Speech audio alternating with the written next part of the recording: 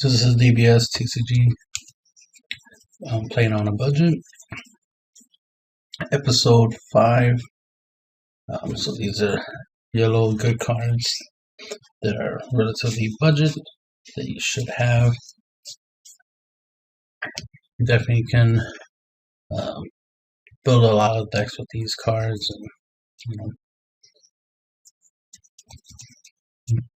do really good in the game. These are cards that I definitely use and consider when I'm playing the game. Gradient Bardics Raiders War Cry, definitely a must have. Auto include in a lot of yellow leader decks because of its ability to combo for 2 and play, and then you get the benefit of drawing a card, resting one of your opponent's battle cards. So it has defensive abilities as well as offensive abilities. And then it's 20k double strike, good base stat to start off with.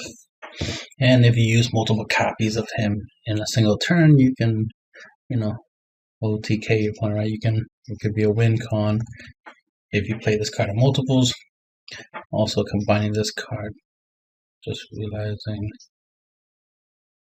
yeah, it's not in here, it should be in here. Alright, give me a second. Alright, I had to fix this video because I realized there was some cards missing. March of the Graves being one of them, plus there was some other Unisons I forgot to put in this list. Alright, so March of the Great Apes. It's really good because it lets you play up to 2 Great Ape cards with energy costs of 4 or less from your hand, and you play them, then you draw 2 cards. And this only needs 1 specified yellow, so it's easy to splash this in many decks. And again, it can do any Great Apes, so the Great Apes can be red, green, yellow, black, blue, whatever, doesn't really matter. And that's what makes it such a great card to have. Because, of course, I mainly use this with the yellow Great Apes, but then we got some blue Bardics Great Apes. And it's like, alright, well, I can use this with the blue Bardics Great Apes, right? So that's nice. And if they make red ones and green ones, then this card is very versatile in that regards because of the different variety of apes. And I could still play like a mono yellow deck, but throw in those other color apes just because this card can play them. Ignoring their cost, the energy cost. I mean, obviously they have to be 4 or less, but without paying the color energy cost, right? So it's a great card to have. Definitely must have. Another card that's also good is Planet Vegeta, but I didn't have it in here, but that's just an honorable mention. Planet Vegeta because they can search out any level 4 or lower Saiyan, so it's always a good card to have. Plus, it has synergy with Great Apes. But stuff that definitely helps you, spam and win is March of the Great Apes as well as Bardics Raiders War Cry. They're definitely go-to cards when it comes to swarming and spamming and and doing a lot of damage in yellow. Those are my go-to cards for that. Any cards that can board wipe or at least put your opponent's battle cards in rest mode. Yeah, yellow tends to do that more than KO stuff. So, but we'll take what we can get for now. But being able to rest things and make it where they can't switch to active mode is just as good as KO. Just as good. Not the same, not the best, but just as good. So this card is really decent because one, it has barrier, which is good to have, and then has triple attack. If you don't succeed, try again, right? So that's always good.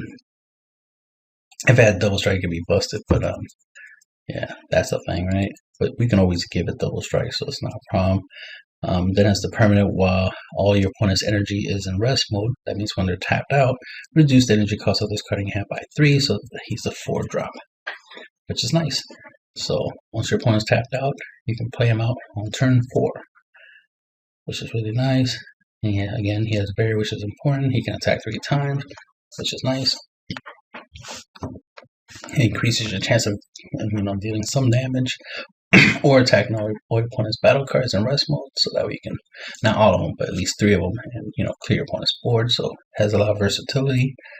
And auto, when this card is played, choose all of your opponent's battle cards ignoring barrier, which is important, right? Switch them to rest mode and those cards can't be switched to active mode until the start of your opponent's main phase. Which, it's not a board wipe, but it's just as good, because at least you don't have to worry about those cards. You know, don't have to worry about the clapback. Don't have to worry about those cards coming back. But the fact that you can use this effect to put your opponent's battle cards in rest mode and then attack them with your triple attack, you know, that combination right there can be essentially a board wipe. So definitely a good card to consider. And any card that can help you, you know, try to clear your opponent's board is always, you know, something you should consider and have. We have Baby Vegeta, an unfair choice, which is, you know, the closest we have to a 3-drop board wipe. But we did finally get a, you know, actual board wipe through the effect of this Unison. We'll get to it soon. Which is, this has an active main, which is not a once per turn, so you can use it multiple times. Choose a card from your hand, place into a draw rack. Choose one of these abilities. Choose one of your opponent's battle cards, ignore and bury it, and switch it to rest mode. Or choose one of your opponent's battle cards in rest mode, ignore and bury it, and KO it. So if your opponent already has battle cards in rest mode, you just pitch cards from your hand just to KO your opponent's battle cards that's already in rest mode, ignore and bury, which is nice. So there's barrier hate in there, as well as, you know, you could clear your opponent's board just by pitching a couple cards. So that is the closest we have to, you know, board wipe. So I do have a playset of this, of course. I have a playset of pretty much everything here. Yeah, I have a playset of everything except for this, because this is new. Yeah, I just bought a playset of that, so of course I have that. I don't have him, but I have everything else. So I own a playset of everything except for this Unison and this Unison. So, so, you know, as you can see, you know, the closest yellow has 2 board wipe, so it's a good card. And then we got Trunks altering the future. 3-drop 20k dual attack. Nice that it has dual attack, right? Always. And then it has the +0 ability. Choose up to one of your opponent's battle cards and switch it to rest mode. If that card has an energy cost of 4 or less, negate your skill for the turn and KO it. So it's decent, you know. You can get rid of 1 card. And then it has the -3 ability, which is the important one, right? Active main, draw 1 card, then choose all of your opponent's battle cards in rest mode and KO them. Now, yes, they have to be in rest mode, but that wouldn't be too much of a problem to get stuff in rest mode, right? Especially if your opponent attacked you, it wouldn't be that hard for them to be in rest mode, right? Play this, -3, bang. You can KO your opponent's board. So there's some more wipes right there. So anything that helps you, that says choose your opponent's battle cards and KO them, whether you're rest mode or not, is always good. Makes the game easier for you, harder for your opponent. That's always the goal, to make the game easier for yourself. Goku Forever, Annihilation, Deflect Bear. Always nice to hear those 2 things together, right? And it has unique. Permanent, if your leader card is yellow, your opponent can't activate extra cards unless they switch one of their energies to rest mode. So essentially it makes their extra cards cost 1 more to play, which makes their 1 energy negate extra cards, you know, counterattacks, cost 1 more, so they have to have 2 energies to play their negates instead of just 1 like they normally would. So that's always good to have. It's an inherently good ability to have, so definitely a must have. He has Barrier and Deflect, so those are also good things to have. So you can definitely, you know, try to use him as an attacker, because he is a 20k body with Barrier.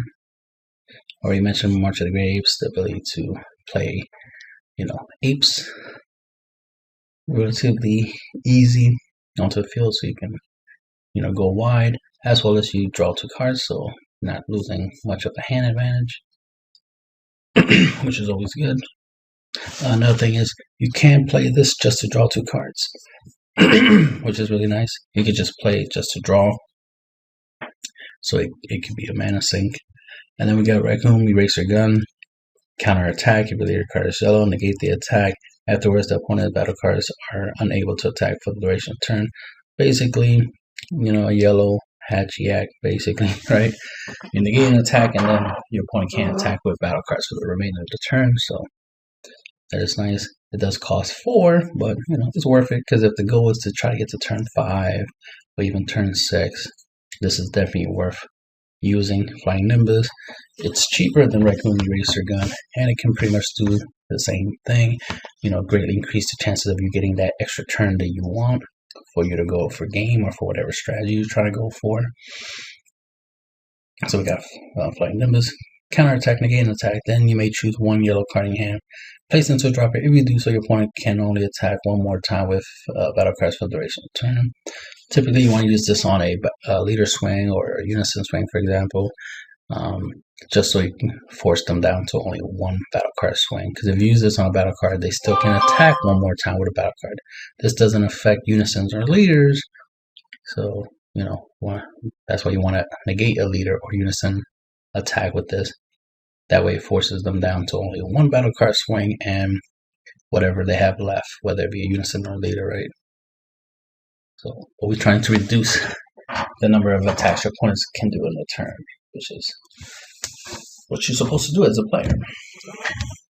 We take into account your opponent has a leader swing, a unison swing, and at least 1 battle card swing. And they could do that every turn, right? So try to remember to reduce your opponent's attacks.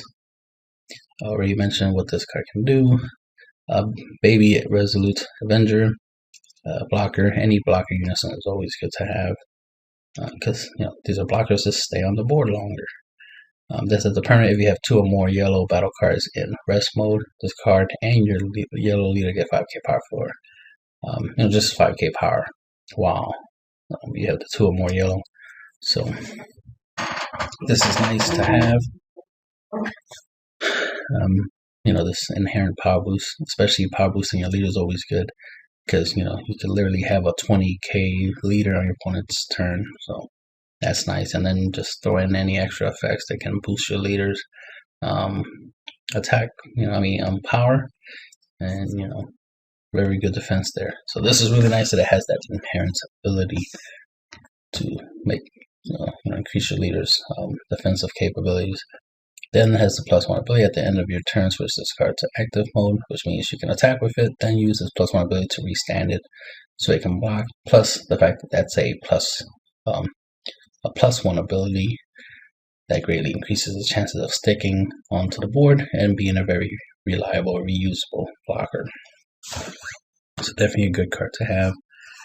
Because you know he's a good blocker and an attacker, so you can attack with him, block with him, attack with him, block with him because of his +1 ability.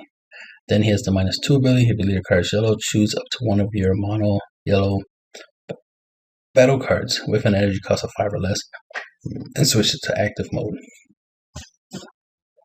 So in other words, this card can give a mono yellow battle card that's 5 costs or less, dual attack essentially, right? So again, if first you don't succeed, try again, right? So that comes in handy if you already have a battle card that has dual attack. You attack with it twice, then use this card's ability to restand it and attack for the 3rd time. So technically, you will give the card a triple strike.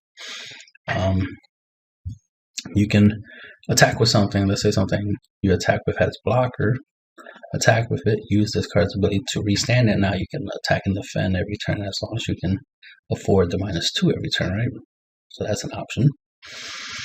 But it won't be too necessary to do that since, you know, Baby already is a blocker, so you already will use him defensively. So you will use him as your shield, and all you have to do is use the -2 to turn something into more of a threat. For example, Grady Bark's Rated War Cry is a good card because it's, you know, double strike. So you swing with it, then use your Unison's ability to restand it and swing with it again. You know, that's always nice.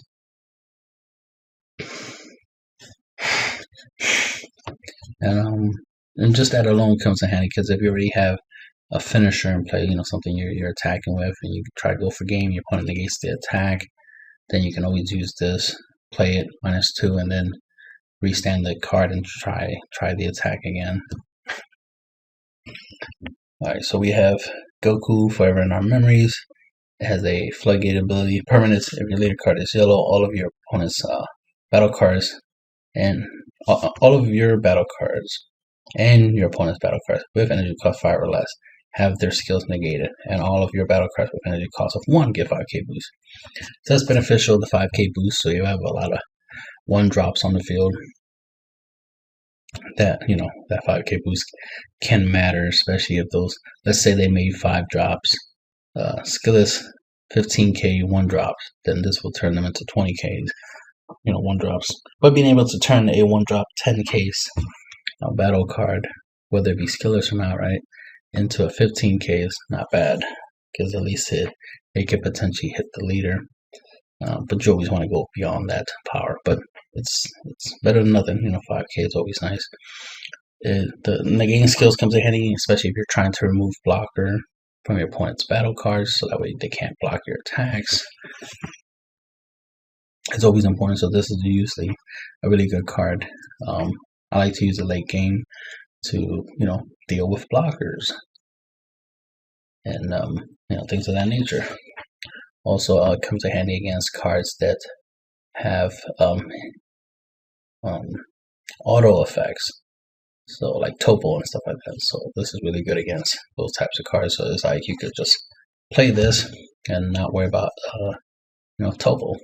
They can still negate an attack, but at least you don't have to worry about you know, Topo's floodgate ability, so that you could just attack and not worry about discarding cards for you. This is a really good card to have. You know, it's a cheap card. I have a play set. As an active main, play up to 2 yellow skillless battle cards with energy cost of 1 from your drop area, which is nice. So that can guarantee at 2 1-drops in play. Plus, this card will give them 5k boost. So you have 2 15ks plus himself. So you have 3 15ks. He can attack, so keep that in mind. So that right there is 3 potential attackers off of 1 card, and you don't have to worry about blockers. You don't have to worry about Topos or battle cards of that, you know, cards of that nature. You know, floodgate-like abilities. This, you know, can get rid of stuff like barrier. So using this to get rid of something, you know, to take away barrier from a battle card, and then use like an extra card or a leader effect or something to KO the battle card is useful. So there's a lot of versatility for the card. This card is just good, so good. Then it has the -2 ability. If your leader card is yellow, your opponent can only attack with battle cards once during their next turn. So that's really nice. So it has a built-in Senzu Beam. So not only are you negating effects, you also get the Senzu Beam. I mean, not Senzu Beam, Flying Nimbus effect. You know, so you'll be able to, you know, buy yourself an extra turn just by playing this card. Then we have Vegeta, Unison of Fury.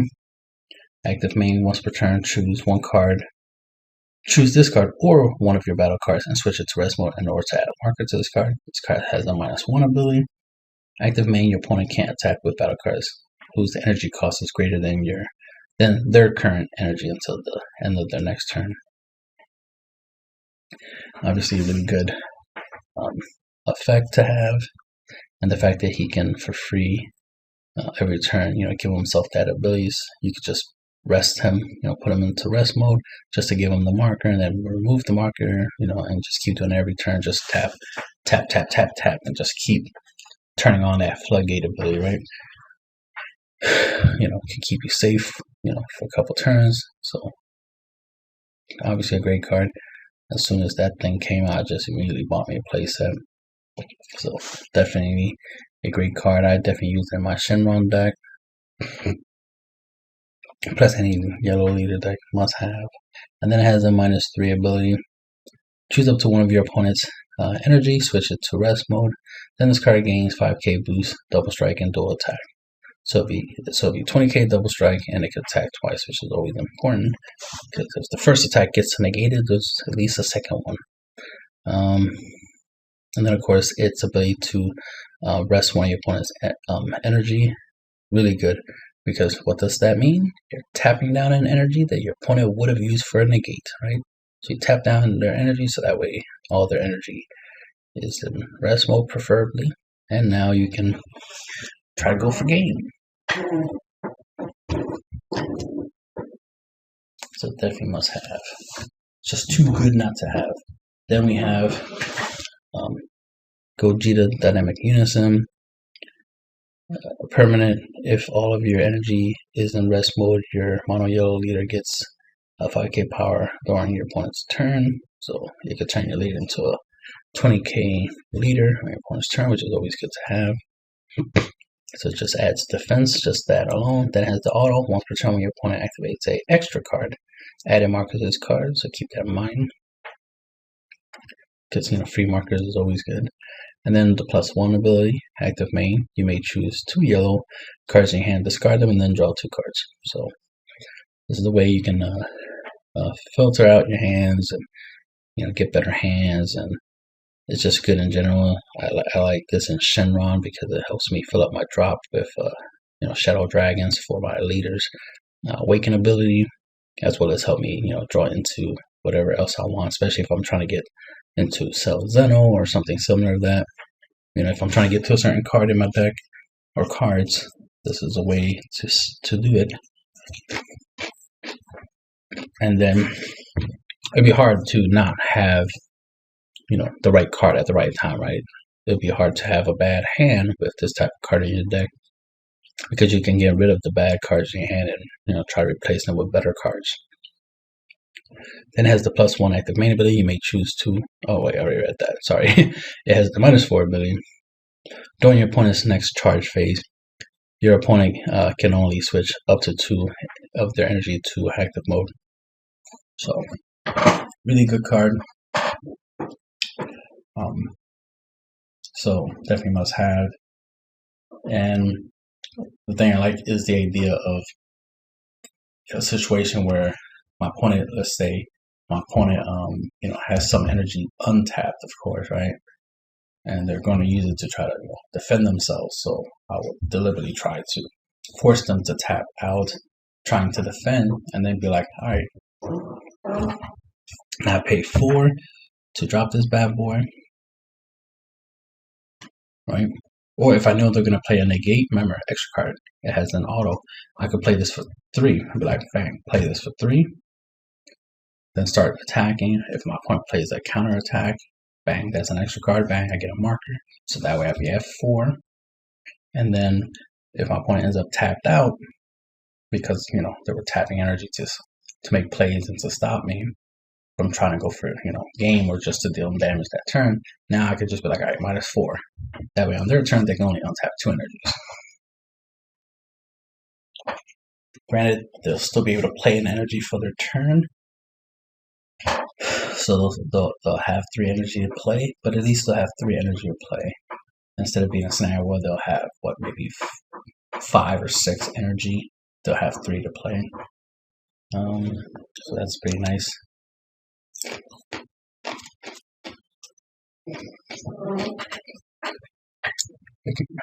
It can make a difference. It can definitely make a difference, especially late game. Late game, you definitely want to use this to make it hard for your opponent to make the clap back, as they say. Then we have Mecha Gabor, Plotting Revival. It's a blocker. It has the auto once per turn. When this card loses markers due to your opponent's attacks, choose up to one of your opponent's cards and switch them to rest mode. So, and this any cards you can tap down in energy, obviously to try to prevent your opponent from being able to play a negate on your turn, which is always good. You can tap down a battle card leader or even a Unison with this effect.